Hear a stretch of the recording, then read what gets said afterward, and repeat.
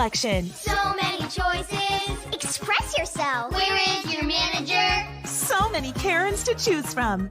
With Courtside Karen, F you, LeBron! Dog Walker Karen, There's an African-American man threatening my life.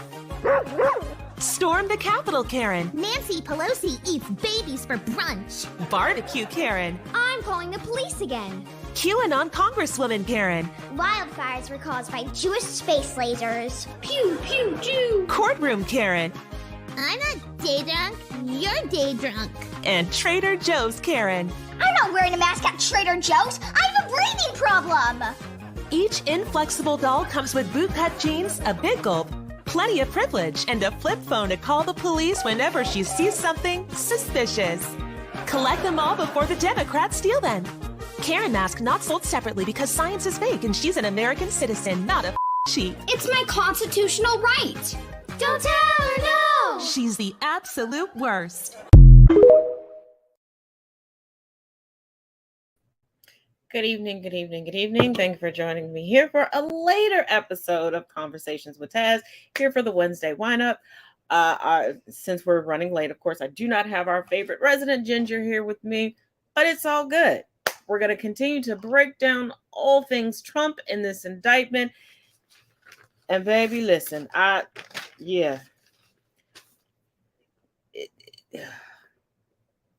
But before we move on to that, let's get caught up on some Trump supporter news. Yeah, they're still making headlines. So a couple days ago, a report came out saying that Donald Trump has spent $40 million from his own super PAC to fight his legal battles and, occasionally, the legal battles of some of his allies. But $40 million that had been donated to his second or third presidential campaign, not going towards campaigning, going towards his legal fights. Now, initially I didn't want to talk about this story, but then I came across an article that talked about the fact that Trump supporters are apparently okay with this. According to this new report, Donald Trump's supporters are now well aware of the fact that he is essentially grifting them, and they're fine with it. Even those who say they are on a fixed income, right? We're retirees. We don't make much money. We only get our Social Security checks. They still say that it's totally cool sending Trump $20 a month that this alleged billionaire then spends on his legal problems. Let me read you a couple of these tweets. This is insane. One of them says, "I am happy to help him.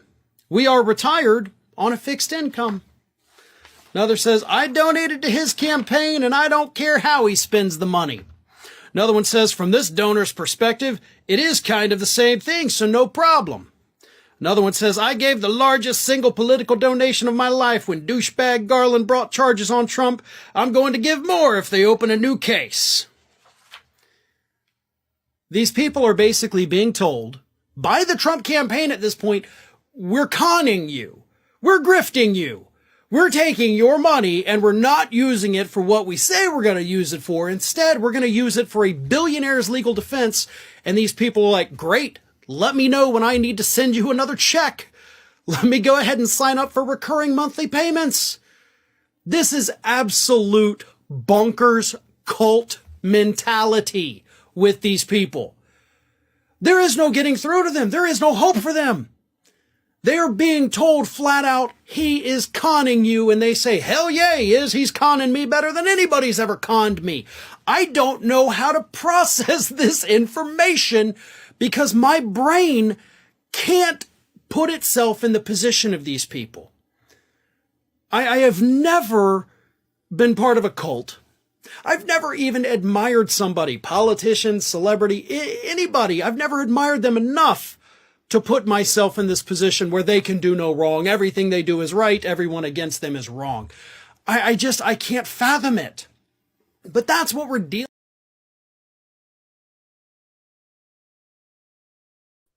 That's 100% what we're dealing with. And if you follow me on TikTok, I did take a screenshot from Trump's Truth Social and made a video regarding it. no sooner than, because there was an announcement about the indictment where it was originally said everybody was unnamed.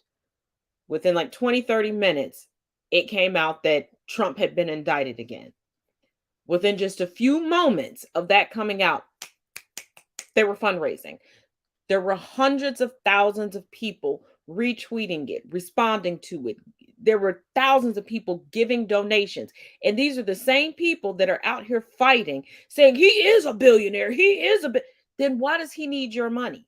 It's no different than, as far back as I can remember for myself, it's always not set well with me when you have these celebrity endorsements of nonprofits asking us to give money. Y'all paid a celebrity to make this commercial or put their face on this flyer. Get the money from them instead of giving them money that you all want us to replace and replenish, plus help your cause. Just get them to give the money. I will never understand the basis of economics in the sense of capitalism. How you keep giving free things to those that have the money to pay for it and charging the rest of us out of the wazoo. I will never understand that. And I will never understand how you wholeheartedly believe somebody is wealthy, but you're willing to lose your house, lose your retirement, lose your current benefits to send money to somebody you are fighting to convince the rest of us is wealthy. But it goes back to that adage of when you find boomer business owners that are like, never use your own money, use other people's money.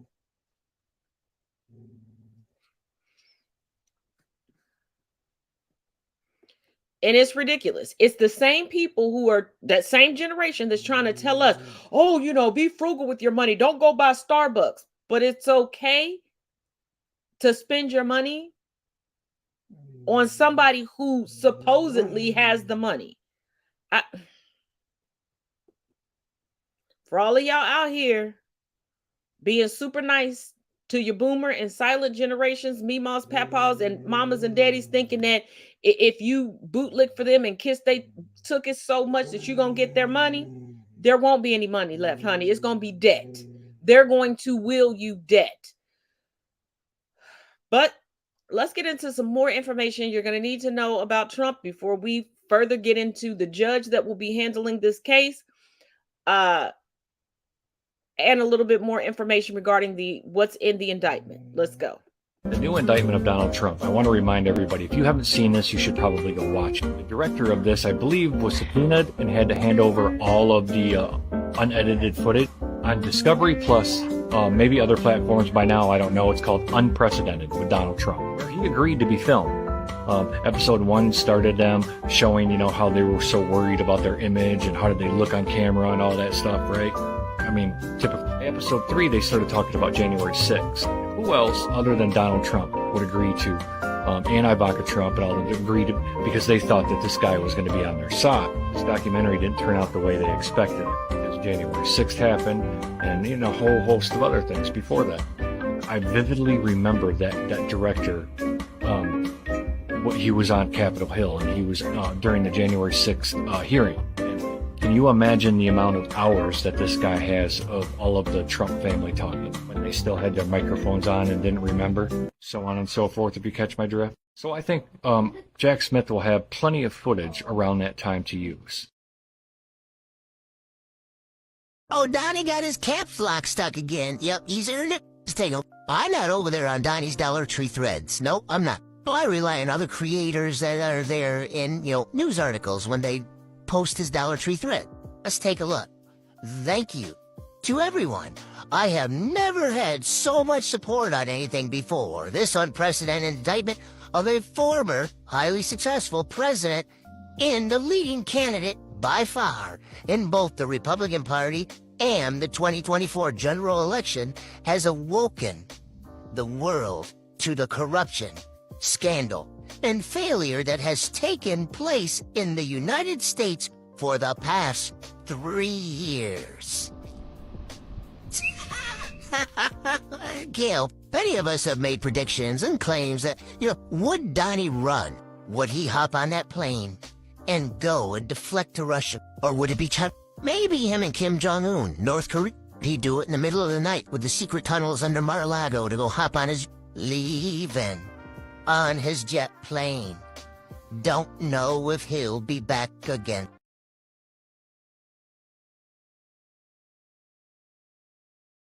Yeah, I think a lot of people forget Trump's ego had a lot of people around for these documentaries and books. And let's not forget what really blew the lid off of his lie regarding the documents and saying that the FBI just came in and raided Mar-a-Lago was him being involved in yet another documentary because he wanted to make himself look so big and great. And he thought that these people were going to be on his side because the book, when those recordings came out, was not about him.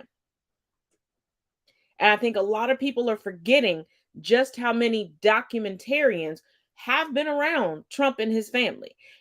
And scuttlebutt on the street is saying that Melania, her son Barron, and her parents went back to Slovenia, that they packed up and skedaddled. Now, also word on the street is that Barron graduated this year.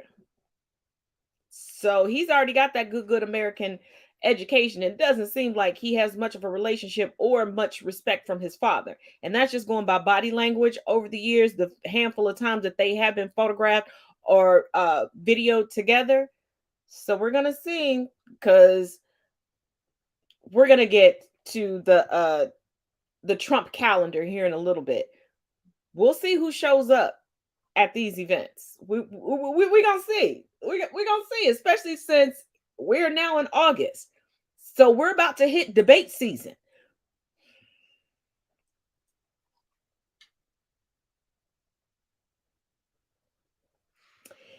Now, I told y'all that I looked into the judge. Now, keep in mind, the judge for this current indictment for this particular trial was randomly chosen. This is District Judge Tanya Chutkin.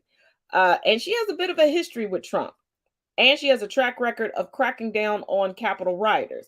Now, y'all remember when Trump had his attorneys file a motion so that he wouldn't have to give back the documents, right?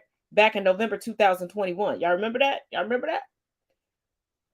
Judge Chutkin was the one to reject those attempts. And she was the one that wrote down and was quoted as saying presidents aren't kings.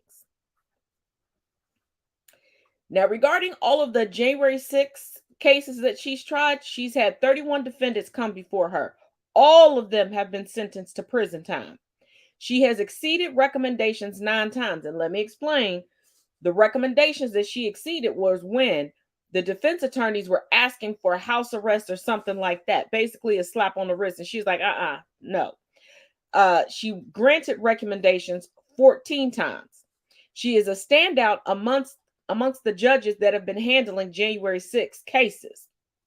Now, let me give you a little bit of her background. She is a former federal public defender out of D.C. In 2013, she was nominated via Obama. She is a Black and Asian woman who was born and raised in Kingston, Jamaica. That island blood about to put him in jail expeditiously. She's a former corporate lawyer, and she is known as being fairly law and order. He going to jail. He going to jail. He going to jail. He going to jail. Oh. She about to lock him up. About to lock him up. Oh, about to lock him up. Oh, about to lock him up. That privilege ain't going nowhere. He better go find him a prosperity preacher real quick, because they're going to have to pray over them funds and hope that Ivanka don't drain that bank account before he gets locked up. Mr. Locked Up.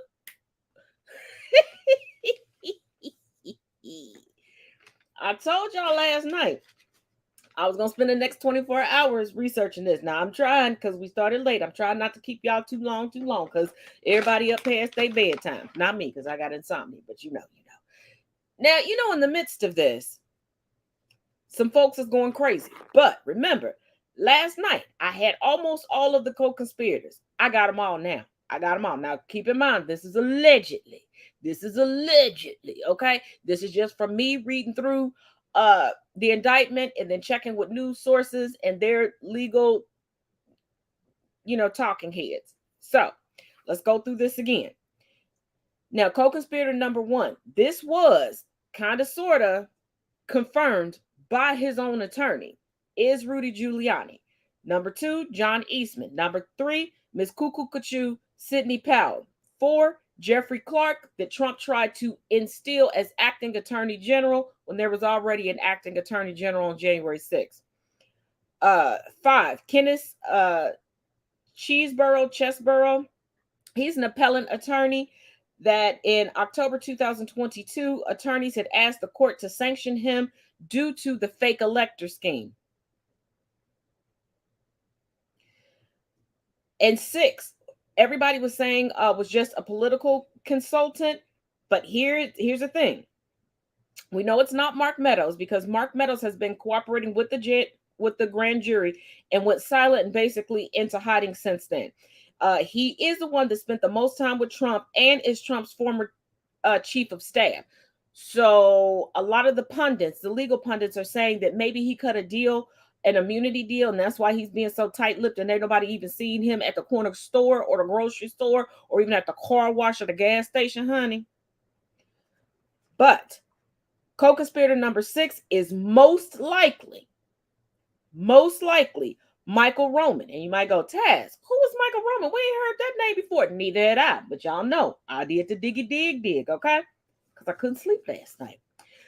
He was the 2020 Trump election campaign director of election day operations. So that would make sense as to why he would be put in as a political consultant and why he would have information. And there was a lot of phone calls going back and forth and a lot of meetings that was going on. Now, for those of y'all that were asking like, hey, these co-conspirators seem to be really deep in the game. We saw them publicly say stuff. And like, your boy was asking to be sanctioned by other attorneys. Why are they unindicted co-conspirators? Hold up. We found out. Now, it is possible for the indictment to be amended later, or additional indictments may surface charging the co-conspirators. Because it's not like they did something that was a drop in the bucket. It wasn't like, Trump was out here committing felonies and they were just jaywalking. And Rudy is rumored to be a defense witness. But remember, he lacks all credibility. And most of the legal, well, not most, all of the legal pundits, minus those that are on Fox Entertainment, agree that he is not a good candidate to go before a DC jury. And yes, even though he signed that document, we went over that last week, admitting that he lied about the whole election thing because of the mother-daughter duo that's suing currently, and he had to finally tell the truth. That does not stop the grift, and that does not stop them from pushing forth their narrative because they know that their sycophants and the prominent Magadonian voter base isn't going to look outside of anything. So y'all, take a look at this. Okay, well, Rudy Giuliani has decided he's going to act like Mr. Tough Guy. You don't get to violate people's First Amendment rights, Smith. No matter who the hell you are, or no matter how sick you are with Trump derangement syndrome. And this isn't the first time you've acted like an unethical lawyer. It should be the last. Now, Rudy, just because you slammed down those papers doesn't make you a tough guy. Let me reiterate this. Your First Amendment right, Rudy, is not being violated because your free speech is not covered under fraud, which is what you and your other co-conspirators and the defendant, Donald J. Trump, did. You can talk about Trump derangement syndrome, but you're just mad that he got this shit done very quick. Now, some Republicans, like this guy, are extremely mad that after 5 years of them using special counsels to publish a report and that nobody in the FBI is helping them and blah, blah, blah, they're mad that it only took Jack Smith like 8 months to indict a former president. Now, Rudy, you know as well as I do that you can't speak on the topic of ethics ever, considering the unethical bullshit that you've been pulling for the last 2.5 years. You're being sued for defamation in 4 different instances, including the shopper that you tried to frame, including the Georgia election workers. You are being sued by Dominion. And New York is also suing you. So I think the topic of ethics shouldn't be in your vocabulary. So keep slapping that paper, keep getting mad at Jack Smith, because your Trump-appointed judge put him in the position that he's in. Nobody else did that. I'm thinking that you need a moment to read up on the Constitution and of laws and bills, because not 2 months ago was I owning your ass when it came to the Civil Rights Act of 1964, in which you said that people that come into this country have no rights. This is your political mom, and keep slapping them papers down. Educational purposes only, viewers' discretion advised. Yeah, see, first of all, I need people to understand the Constitution, because I'm tired of them throwing around, but this is against the government. And even the government does not protect you under the First Amendment when you lie or you're trying to defraud anyone. And it's like, Rudy, you've already signed on the dotted line admitting you're a liar, you're a deceiver.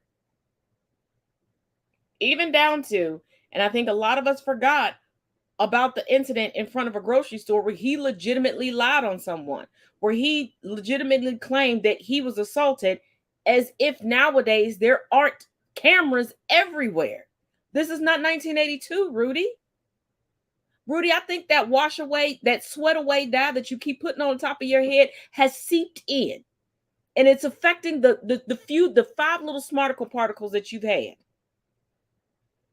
See, you went from fawning and fangirling over wanting to be a part of the mafia that you built a career on putting away, to attaching yourself to Trump, who we know has Fredo fantasies.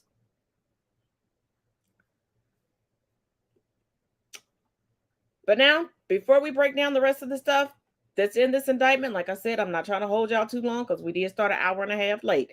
Let's get into this behind the indictment news. Okay, so I'm super fucking tired and my eyes hurt. So this is going to be the last update I do tonight. Unless like something blows up and I don't know. Needless to say, I found this little section very interesting. On the afternoon of January 3rd, co-conspirator 4 spoke with Deputy White House counsel. The previous month, the Deputy White House counsel had informed the defendant that there is no world, there is no option in which you do not leave the White House on January 20th. Now, that same Deputy White House counsel tried to dissuade co-conspirator number 4 from assuming the role of acting attorney general. So we know that this was White House counsel and Jeff Clark. The Deputy White House counsel reiterated to co-conspirator number 4 that there had not been any outcome determinative fraud in the election, and that if the defendant, Donald Trump, remained in office, nevertheless, either way, like without acknowledging or the reality, there would be riots in every major city of the United States. And that's when Jeffrey Clark says, well, Deputy White House counsel, that's why there's the Insurrection Act. Meaning they were plotting to use martial law if people rioted because the guy that lost stole power. They were literally planning a coup. They were trying to steal the American presidency. And it was a detailed, intricate plan with more than one person involved. There is a ginormous criminal conspiracy. These 6 people are the tip of the iceberg when it comes to who is going to be criminally charged by the time this is all said and done.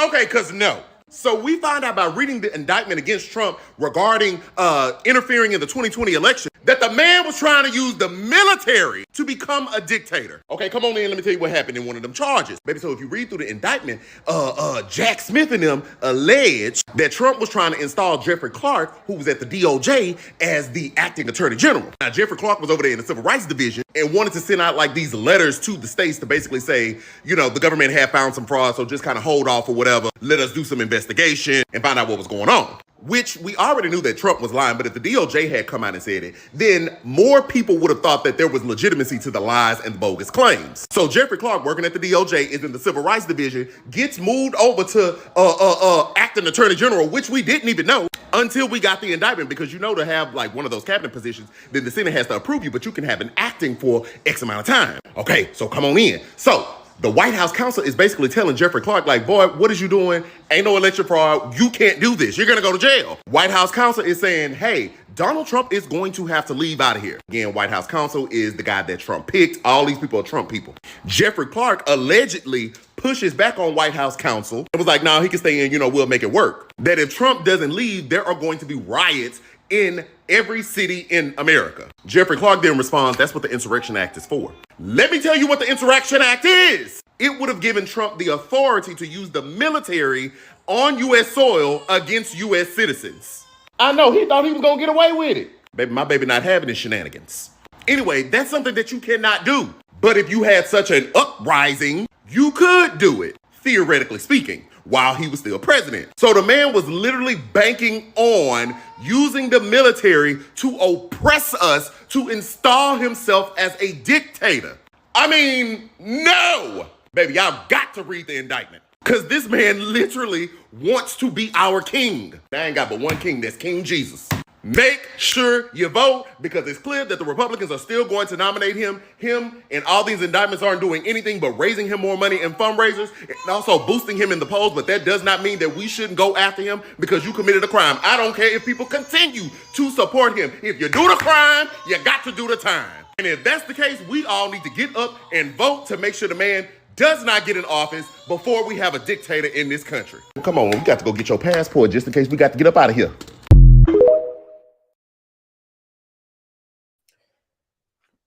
And before we go further, because like I said, I got the notes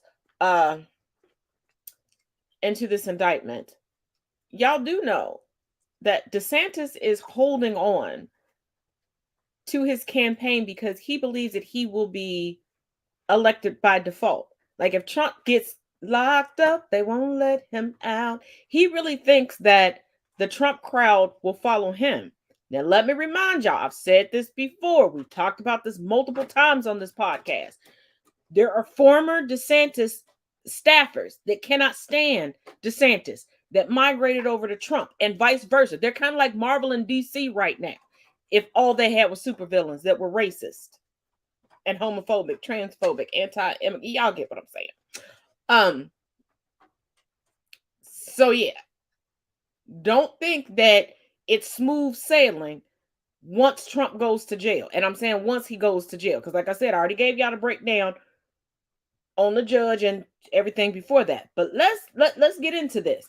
So Trump was told multiple times that there was no election fraud. He knew this and still put together a plan.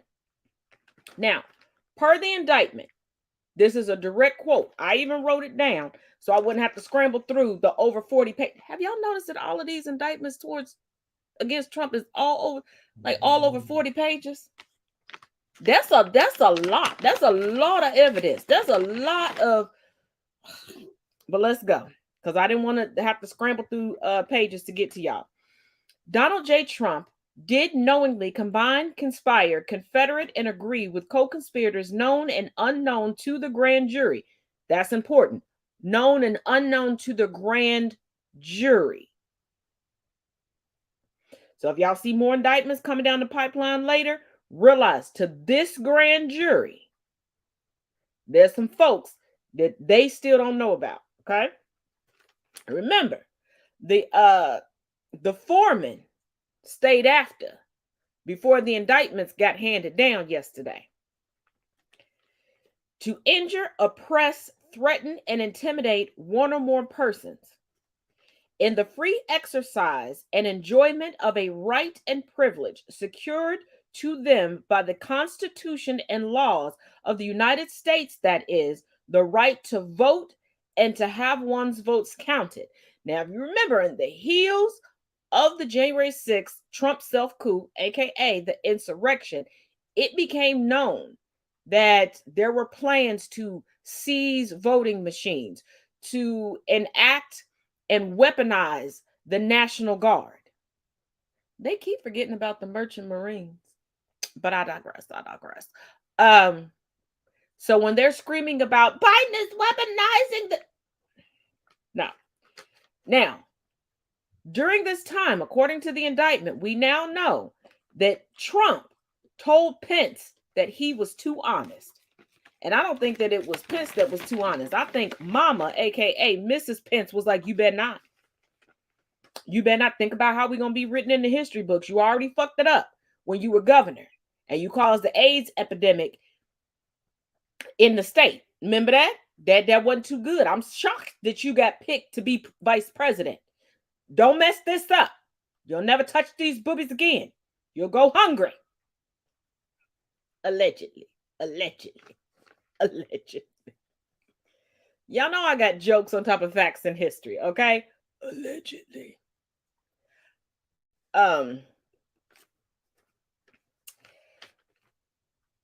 And for people that were wondering, because at times Trump and his co-conspirators in all of these cases keep playing dumb, a very, very credible legal pundit said this, that because of the judge that is overseeing this case, it is absolutely certain that the jury will be instructed in regards to willful blindness.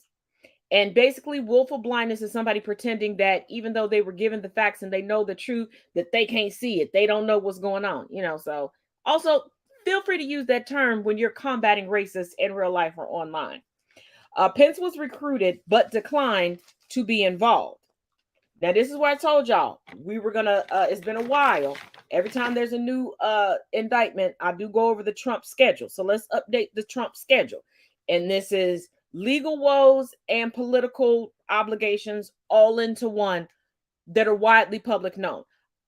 There's no way to know when he's going to host a rally. So no, those dates are not included in this. He might be holding a rally tomorrow. These are just confirmed dates that I'm going to share with you. Please don't start blowing up my DMs after this going, Taz, you missed this. I'm going by what's officially confirmed. Okay. August 23rd is the first GOP debate. October 2nd, the Trump Organization civil fraud suit commences. Bet y'all forgot about that, huh? December 11th, that is when the Department of Justice had requested for the documents trial to start. It may start then, it may not, but we're going to stick a pin in that and come back to it in a minute. January 15th of next year, that is the Iowa caucus. On the same day, January 15th, 2024, the second E. Jean Carroll civil defamation suit commences. January 29th, the pyramid scheme class action suit commences. March 5th, Super Tuesday. March 25th, the New York State criminal hush money suit commences. May 20th, the documents case trial is officially to start. That's why I said stick a pin in the last date. Excuse me, July 15th through the 18th. That is the Republican National Convention, the RNC. And then, of course, November 5th is Election Day. Now, if you all remember the clip that I showed last night when they were talking about Nixon and how they did the trial and got a verdict, he could be clinked before any of that happened, especially with all these trials going on. Now, according to a multitude of polls, swing voters they're exhausted. They have had it with Trump and his legal shenanigans. So now it's time for the Democrats to really ramp it up and give a platform, because right now the only platform the GOP still has is this war on woke on the DeSantis side, and on everybody else's side is just denying children food at school. Now, per Jack Smith's office earlier today, Trump is expected to appear in person for tomorrow's arraignment. Now, keep in mind, the arraignment starts at 4 p.m. I will get all of the good, juicy details for y'all and come back and report on it. And if you don't follow me on TikTok, make sure you do, because I will, as always, put snippets up. I don't know if I'm going to go live and talk about it there. I don't know.